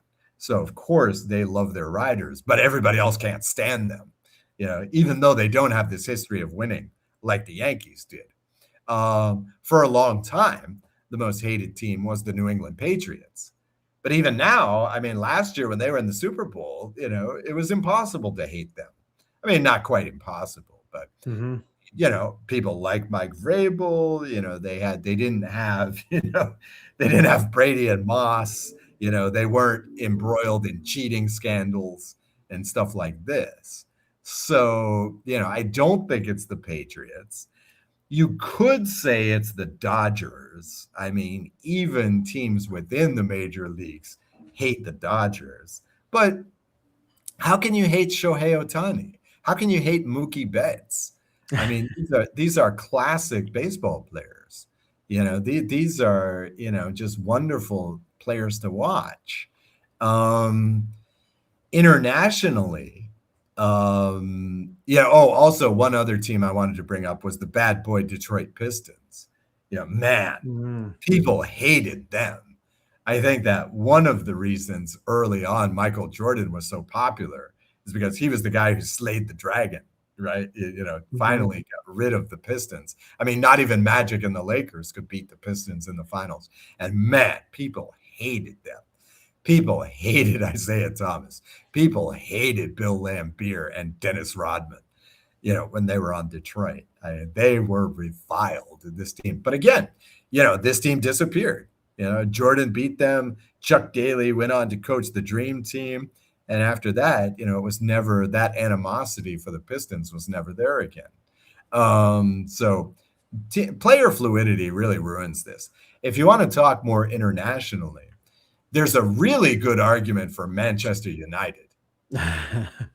Almost anybody who follows international football hates Manchester United. That might be a good pick on the international scheme. I read a lot about New Zealand rugby, the All Blacks. Here's a team from a very small country that really isn't awesome at any other sport. But New Zealand the All Blacks are just a machine in the international game. So you could go with them.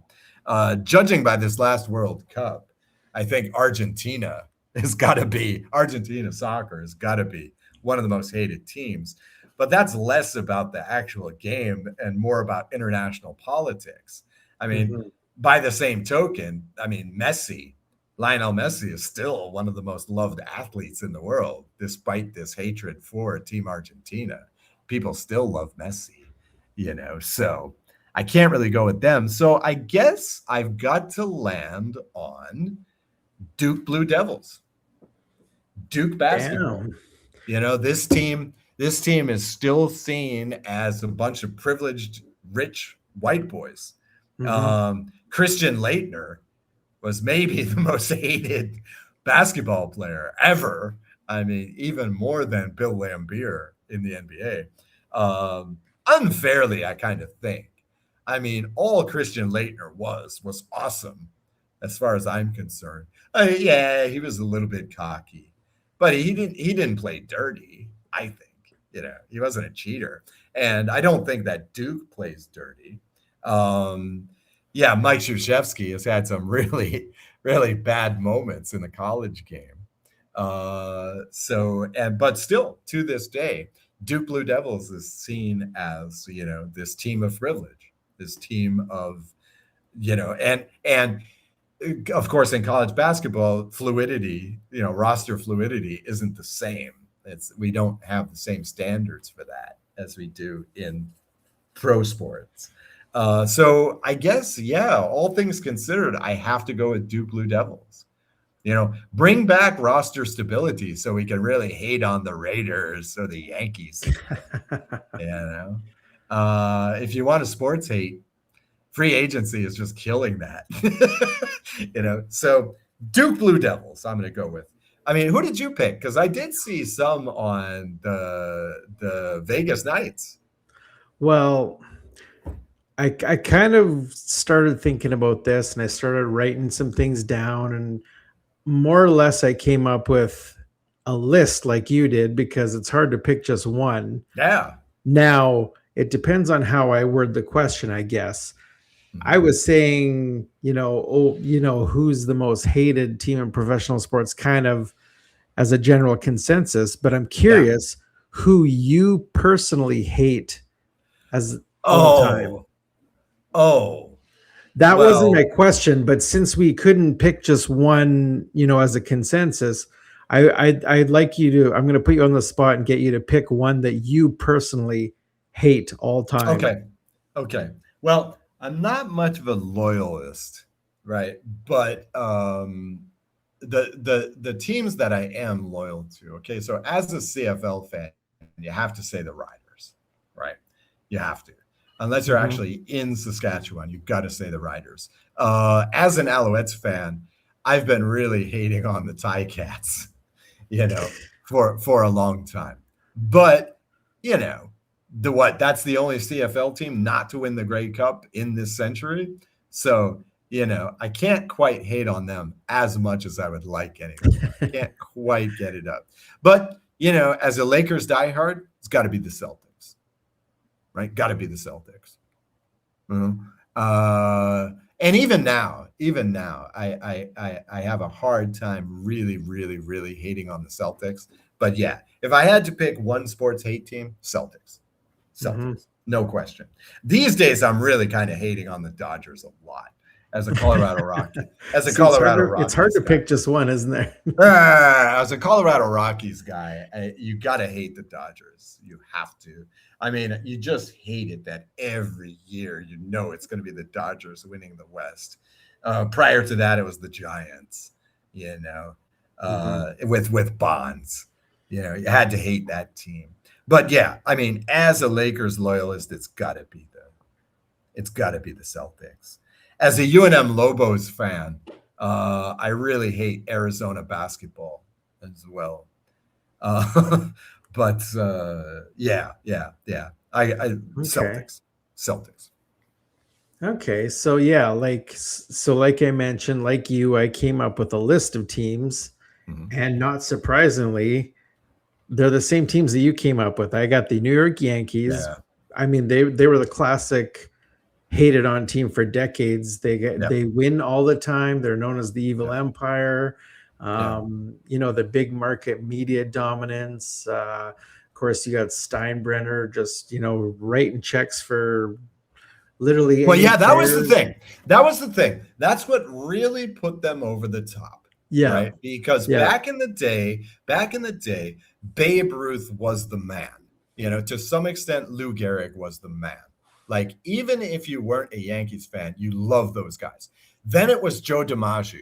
I mean, literally, the entire United States was following his 56-game hitting streak. To hear them tell it, especially in the Ken Burns documentary, there's a great bit on this. Everybody, non-sports fans were watching the sports pages. Then in the 60s, they had this run where they were terrible. From 1964 to 1976, they didn't even appear in a World Series. They didn't even make the playoffs later when they expanded the playoffs in the 60s. So, they were an afterthought almost in those days. It was Steinbrenner. It was Steinbrenner. Don Mattingly was the first player to break what I call the gold barrier, which was literally he was getting paid his weight in gold. Okay. Mm-hmm. He was the first guy to do that. And Steinbrenner is the one that started this, signing Reggie Jackson when they already had a World Series team, bringing aboard Goose Gossage when they had the first reliever to win the Cy Young Award, Sparky Lyle. I mean, this was seen as excess. This was a reason to hate the team because they're just spending money to win. When in actuality, they had been doing that all along, since 1920, since first getting Babe Ruth. So, for a long time, the Yankees were the most loved team in really all of North American sports. I mean, it is said that still the Yankees are one of the most recognized brands in sports worldwide. Never mind the fact that baseball isn't played by much of the world. Still, most everybody recognizes the New York Yankees as a cultural icon. It's only since Steinbrenner that the Yankees have become the most hated franchise in baseball. Yeah, and while we're on the topic of spending money and going overboard, I also have on my list the LA Dodgers, Yep. the current LA Dodgers. Yeah. I have on my list due to their winning, I have New England Patriots, Kansas City Chiefs. The Kansas City Chiefs, you can add the Taylor Swift era. And Yeah. that annoys people. This is a good argument. One team I have on here that I don't think you mentioned is the Dallas Cowboys. And the reason they get so much hate is because they're called, America's team, even though they haven't done anything for decades. Well, the reason why they're called America's team is because, look, for a long time, they were the only team in the South. Oh, yeah. Right. Yeah. And for a long time, they were, let's not put a sugarcoating on it. For a long time, they were the blackest team in the NFL. Right. Mm-hmm. They really, really went out of their way to get those Southern U.S. college players on the team. Yeah. So, and, they did the thing with the cheerleaders and whatever. So, yeah, but again, and then you got the ego of Jerry Jones. Right. Yeah. But see, then it's kind of a situation like, for me, the Ticats. Okay, you can hate on them, but Jesus, they haven't been a serious threat since Troy Aikman was the quarterback. They've dropped off the competitive map like the Raiders have. They have not been competitive for a very long time. Despite the Jones stuff. Yeah, they're kind of similar, I guess, the Cowboys and the Raiders. They get a lot of news, a lot of talk, but they haven't done anything forever. Yeah. It's similar to the Knicks, right? For forever, the New York Knicks have been one of the so-called flagship teams of the NBA, and for 50 years they didn't win a title. They were in a couple of finals in 95 and 99. But, for most of the 21st century, they were not competitive. It's interesting, in fact, that the Chicago Bears are so highly thought of, whereas the Chicago Bulls have completely dropped off the radar. When Michael was on the team there in Chicago, that was the team that everybody watched. They were the ones leading the league in paraphernalia sales, right? Because everybody wanted to be like Mike. They've just dropped off the map due to non-competitiveness. And yet franchises like the Raiders to some extent, the Cowboys to a huge extent, and the Knicks to a huge extent somehow stay on the radar, despite being not competitive for so long. It's wild. It's wild the way that some of this works. You can't just say major market, because the Raiders have moved around and yet people still talk about them. The Bulls are in a major market and nobody talks about them anymore. So it's weird the way that works. It's weird the way that some of these teams have this emotional attachment to them, and other teams don't. Yeah. Like the Bulls. The Bulls is a perfect example. They were irrelevant for a decade. They were the only team in the NBA. Now they're irrelevant again. Yeah. Wild the way this stuff works. So Now this is a very hard question to answer. Well, yeah. Now I'm gonna put myself in your shoes and go with my personal preferences. So the Chiefs. Being a Stampeders fan, obviously, I'm gonna say the Rough Riders as well. No, yeah, you're a CFL fan. You're a CFL fan. A CFL fan, a Stampeders fan. They're division rivals. They're, people are probably surprised by that and would say, "Oh, I'm surprised you wouldn't say Edmonton because you're in the same province." But no, it's the Riders. Yeah. I hate the Riders, and it's not just because right now they're good. I hated the Riders when they were bad. The fans seem so. I don't want to pee in anybody's cornflakes, but I mean, Rider fans are so cocky. They're so cocky. Yeah, and it's not like they have a tradition of winning. Yeah, they're making the Grey Cup every 17 years or so. I mean, now I may have been unbearable back in the Bo Levi Mitchell Calgary Stampeder days, so I guess it's fair. For a while, they were the Patriots of the CFL, right? Yeah. Now, hockey-wise, I'm a Flames fan, so naturally I should hate the Edmonton Oilers. I don't, though. My wife is an Oilers fan, so I watch a lot of Oilers games. So I don't really hate the Oilers, even though they're division rivals. I also like the Golden Knights, which is weird because the Oilers and the Golden Knights are in the Flames division, so I should hate them both, but I don't. Talking about being old guys, like earlier in the show, this was a much easier question when we were kids because the undisputed most hated team was the Canadiens. And even more so, of course, it was the Red Army teams, the Soviet Union teams that used to come over and play exhibition games and just kick the asses of the NHL and then just destroy everybody in the Olympics as well.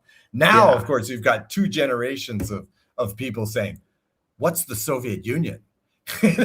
But you can't understand the level of animosity towards these guys, really all over the world. Yeah, just because they were so awesome, just because they were so dominant. And in the NHL, the Canadiens in the 70s were ridiculous. Yeah, so they were so good. Funny you mentioned the Canadiens because my actually most hated team in the NHL is the Montreal Canadiens. Even though they're not in my team's conference, they're not in my team's division, I've always hated the Canadiens and the Toronto Maple Leafs. Yeah. Oh, well, the Leafs. Yeah, I saw the Leafs being mentioned too, but again, hard to hate a team with so little success. Yeah. He said passive aggressively. Again, like it's tough for an outsider, so somebody who's not a huge NHL fan to hate the Leafs. I mean, to some extent you feel bad for them, right? I should clarify. It's not so much a hate, it's more of a fun kind of pick on them because they haven't won in forever kind of thing. It's not really a hate, I guess. Yeah. Schadenfreude, right? You're happy that they're miserable. Exactly. I'm surprised. I mean, again, the Canadiens are not dominant like they used to be. So I don't know.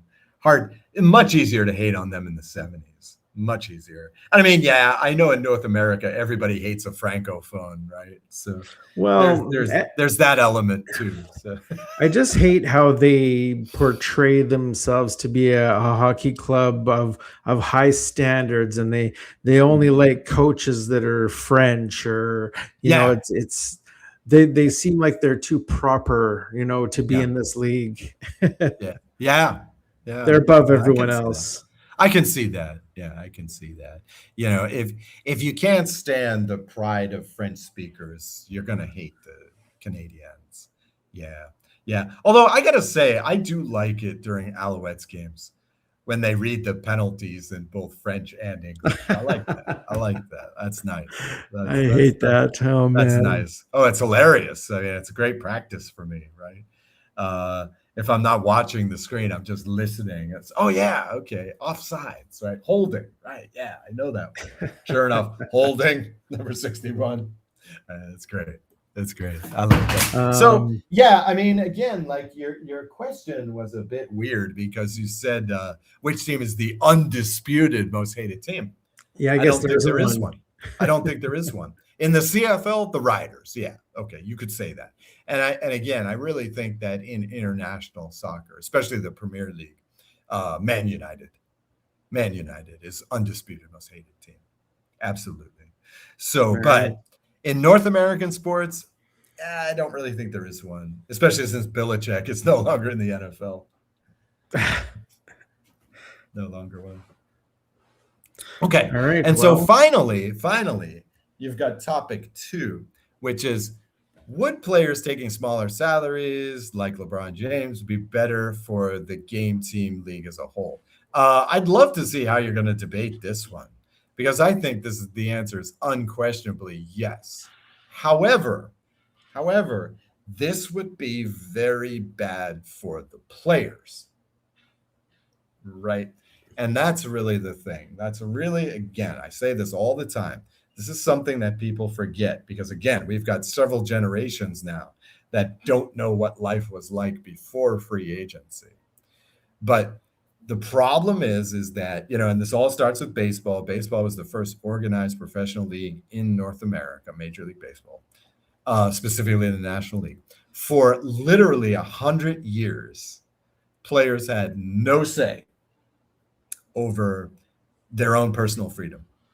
And you start with the draft, which came later to professional sports, but you start with the draft, okay? What other job is there where you have no choice where you can work, right? It's not like you graduate from college and then they go, yeah, with the first pick in the professional draft, IBM or Microsoft selects. That doesn't happen, right? That's completely like anti-capitalist, that's completely anti-personal freedom. Then on top of that, you had this situation where you couldn't even leave your job if you wanted to, right? You literally, if you quit, you retired, basically, or you went off and played in some semi-pro league in the case of baseball, right? I mean, you had no choice. And that's the thing. If somebody pointed this out, I think it was Bomani Jones, who does a sports podcast that's not on the Shotgun Sports Network. Sorry, Scout. But somebody pointed this out, is that, okay, LeBron James has signed for $4 million a year. Guess what? The 76ers have the right to treat him like a $4 million player. Mm-hmm. They don't have to make concessions that you might to a Steph Curry, to a Kobe Bryant. You don't have to make those concessions. Now, they probably will, because what James brings to the table in terms of passing, in terms of leadership, they're going to have to defer to his whims a little bit. But that's the thing. I mean, this gives players power. You may argue that salaries are out of hand, but you got to think about the history of this thing. These are billionaires.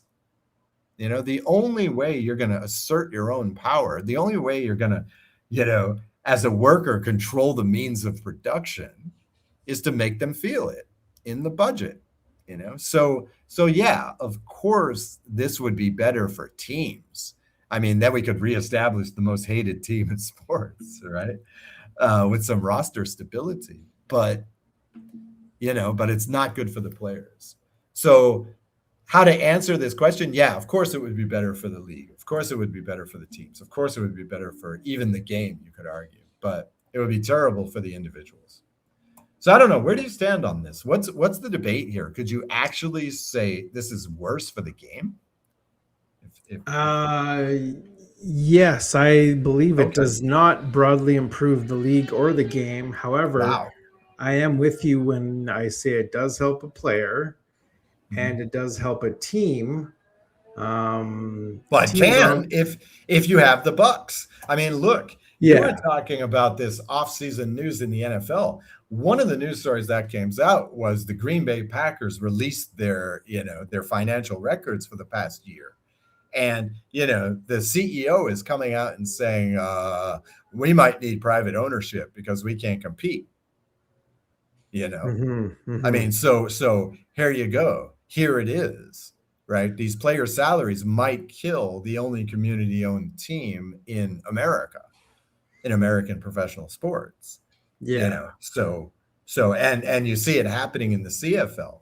Even the CFL with already their low salary, their low salary payout structure. Edmonton had to go private ownership in recent years. I mean, like this model is dying out in the CFL as well, the last bastion of the community-owned sports team. So, is taking smaller salaries better for the teams? Yeah, absolutely. Yeah, it mostly helps a team because NBA teams, for example, operate under a soft salary cap where they have a luxury tax as well. Yeah. And I mean, when a star takes less money, it frees cap space and it reduces tax penalties. So that's the way it helps a team. But it definitely does not improve the league or the game because players already take, apparently in the NBA's collective bargaining agreement, players already take roughly half of the league revenue. Yeah, in the NBA. Yeah, in the NBA, yeah. So I mean, the overall pie is bargained between players' union and the owners. However, one star discounting his contract, redistributes money within a team's payroll, but it doesn't enlarge the league's talent pool, right? Or that's change true. the system. Yeah. That's true. Yeah, that's true. Yeah. And one other way is owners capture most of the gains. Franchise values have soared for decades, regardless of payroll levels. Lower player costs do not reliably produce cheaper tickets or better facilities for fans or a more competitive product. They increase owner profits and equity value. And so, I mean, it might be better for the league, for the owner of a team, but it's not better for the team as a team, if that makes any sense. Well, unless you get the coordination, like one of the stories from the NBA offseason was Draymond Green didn't re-sign with Golden State. James Harden didn't re-sign with Cleveland. And the thinking there was, I might have to give up a few million to, so LeBron can come over here. Well, guess what? Yesterday, Draymond Green signed for $27 million. So yes, he was waiting to see about LeBron. Yeah, it's nice to see. We talked about Wembanyama last week. It's nice to see these stars taking smaller salaries because that says that they want to win, and that's very reaffirming for the fans. However, it's gotten to the point in some of these leagues where the owners don't care, right? Because the TV contract is so big that, who cares about selling tickets? Who cares? I mean, look, I'm a fan of the Colorado Rockies. Management hasn't cared about winning in 20 years. They just don't care. We don't need to win games. We don't need to sell seats. That's bad. That's bad. But the teams that do care about winning, they almost need players to take smaller salaries. I mean, watch what happens to the Celtics this year. They got rid of Jaylen Brown. There was some personality issues. But the truth is, in sports, you have to be pretty cancerous, not to get re-signed if you're a superstar. You have to be a serious head case, not to get re-signed as a superstar. Look at Kyrie Irving. Kyrie Irving was a complete flake on a couple of these teams, and yet they were still willing to sign him for 30, 40 million because, nobody can handle the ball like he does, period. So I mean, you'd like to see players taking the lower salaries as a fan of a team. But yeah, it's actually a good point. It doesn't help the league. Talent pool stays the same. Mhm. Nobody's taking a contract hit so you can sign somebody from Europe in the NBA. Nobody's doing that. You don't have to do that. Salaries are higher in the NBA, right?